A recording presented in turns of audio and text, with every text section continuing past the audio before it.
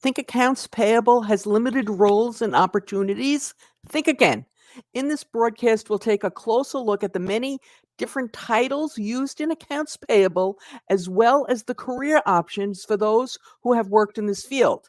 There are more than you might imagine. Whether you're an entry level AP associate, a more experienced accounts payable or accounting professional, or a finance pro, this talk will provide valuable insights into the many different roles in accounts payable. Make sure you stick around until the end when we identify 3 career options for those who have accounts payable experience but want to expand their roles beyond accounts payable.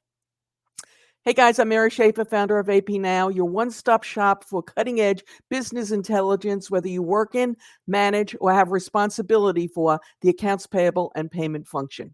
Okay, so let's dive right in and get started. And let's start off with an arrow, and we're going to work our way up the accounts payable career path as I see it anyway. So we're going to build on this chart, and you can see the chart if you're watching this on YouTube. So we're going to start off at the entry level.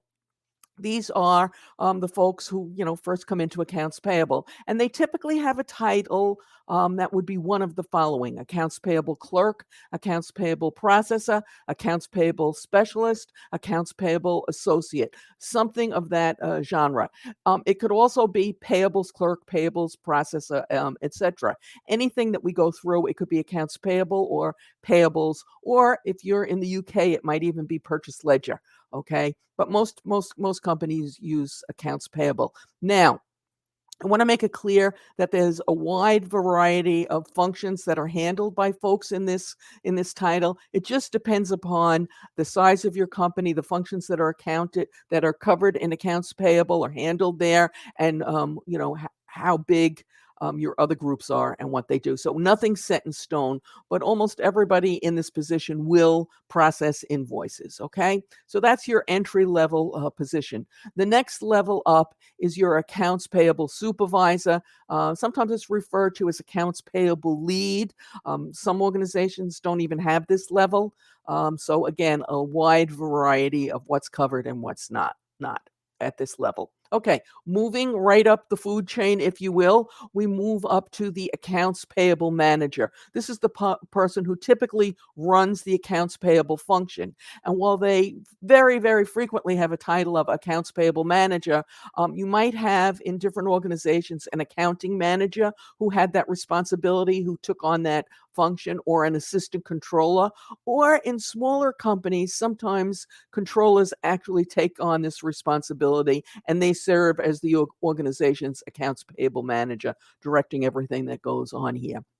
Again, like everything else, wide variety of situations. Okay, now moving right up, even though in many organizations, accounts payable manager is kind of the top level position within an accounts payable department, we are seeing now in some organizations, they have the added title of accounts payable director or director of accounts payable.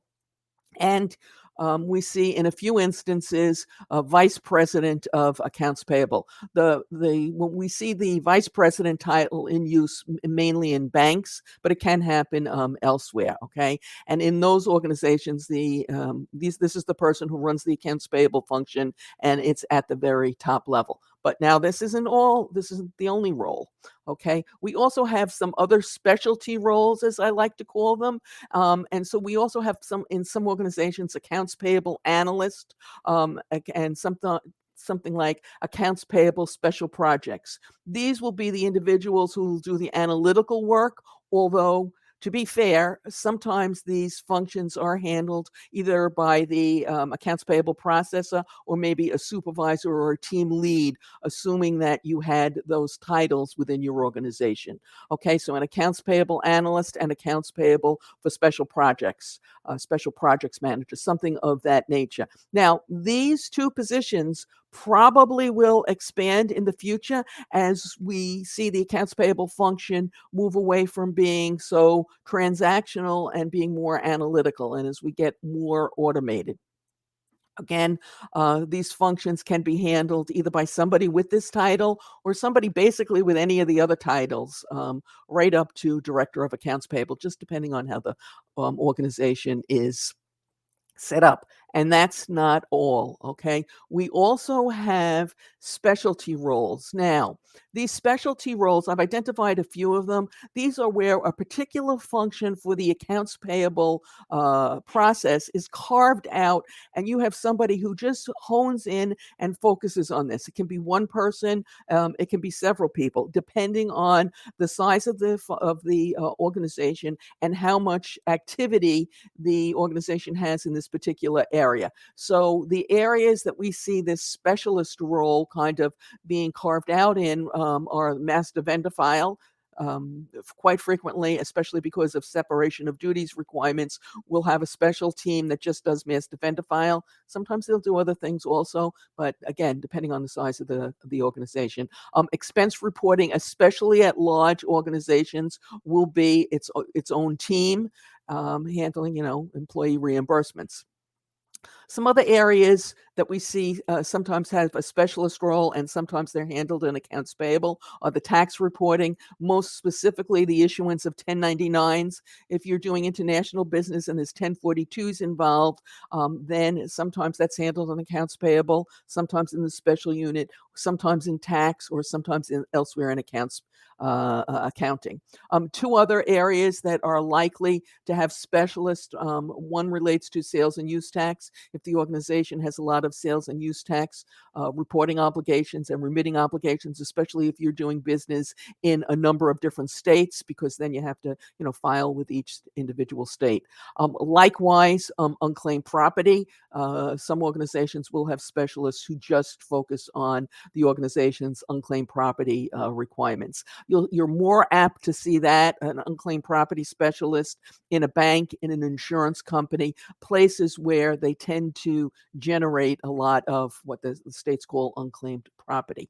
Now, all these tasks sometimes are handled in accounts payable, either by the manager or the supervisor, again, depending on how much and how frequent and etc. Okay, and there's more. Now, before we get to what I call those specialist roles or those situations where you might be able to take your accounts payable experience and expand on it outside the accounts payable function, we'd like to remind you that at AP Now, we tackle big accounts payable and payment issues on Tuesdays and Thursdays. And on Saturdays, well, we just have a little bit of Wordle fun. So please check out this channel for a full range of our broadcasts to help you expand your accounts payable and payment knowledge. Now, moving on, expanding our wings beyond the accounts payable function, I see that there are three opportunities for folks who no longer work in accounts payable. Number one, we see a lot of movement within an organization between accounts receivable, payroll, and sometimes general ledger and accounts payable. It's not uncommon to run into somebody who's working in accounts payable who originally came from AR and vice versa. So we see a lot of movement back and forth. And so that's another possible career opportunity. Sometimes those moves are lateral, and there's nothing wrong with another lateral move.